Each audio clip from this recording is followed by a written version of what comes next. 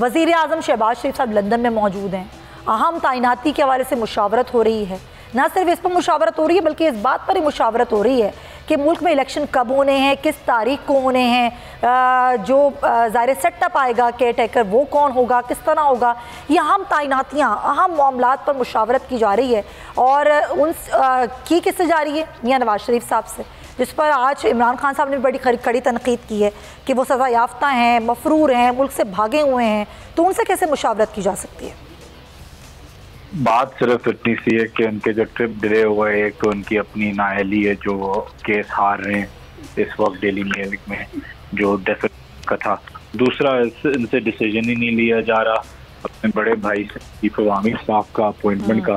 तो जाहिर बात है कि इस वक्त सारे अहम फैसले जो हो रहे हैं वो पाक लेन इंग्लैंड में हो रहे हैं। पाकिस्तान का तो कोई इसमें कोई हिस्सा ही नहीं है, ना पाकिस्तान का, ना पाकिस्तान अवाम का, ना पाकिस्तान इलेक्टोरल सिस्टम का।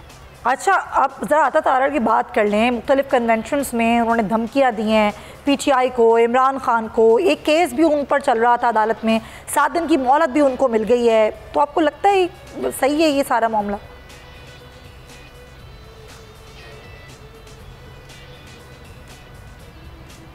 देखिए, द प्रॉब्लम इज, एक कहते हैं ना कि justice delayed is justice denied. जितनी ये चीज़ें डिले होती जाएं, स्टेज आते जाएं, एडजर्नमेंट्स आती जाएं, इतनी देर ये चीज़ें ड्रैग करती हैं। सिंपल से केसेस होते हैं, जल्दी जल्दी से निकाला करे, चाहे हम सही हों, गलत हो, चाहे मैं गलत हूँ या सही हूँ। लेकिन इसी लोगों को, सिर्फ हम पे नहीं पोलिटिकली, लेकिन आम आवाम को भी इसमें रिलीफ मिलता है जब आपको इंसाफ जल्दी मिलता है, केसेस जब जल्दी डिसाइड होते हैं। सिंपल केसेस हैं, रिकॉर्डिंग्स हैं, वीडियोज़ हैं, आपके पास हर चीज़ मौजूद है, तो उस पर फैसला लेके बंदा आगे चले।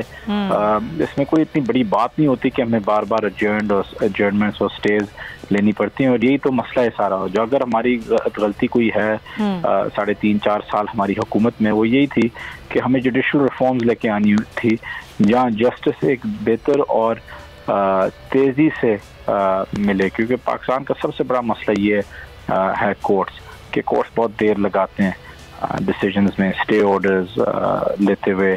कोई भी सिंपल सी चीज़, गरीब से गरीब, अमीर से अमीर।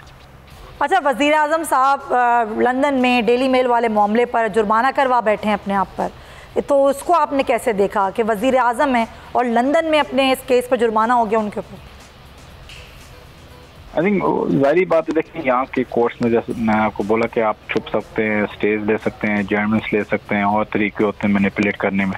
वहाँ तो बड़ा साफ, वहाँ भी बल्कि डेफिनेशन फिर भी थोड़ा सा स्लो है और मुल्कों के हिसाब से, लेकिन एटलीस्ट आप छुप नहीं सकते जब गलती हो।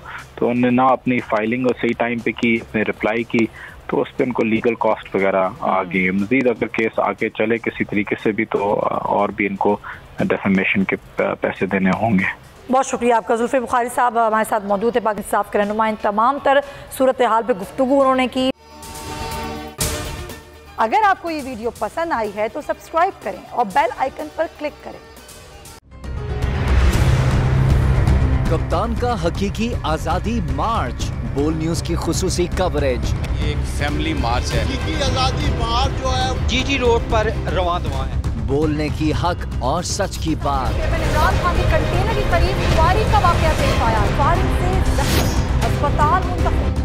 कातिलाना हमले से किया पर्दा चाक, बोल हमेशा बना आवाम की आवाज। को वेलकम देता हूं। आजादी मार्च के लिए बहुत अच्छी कवरेज की है, ये मार्च की तो जबरदस्त कवरेज। सब्सक्राइब करें और बेल दबाएं ताकि कोई खबर रह न जाए।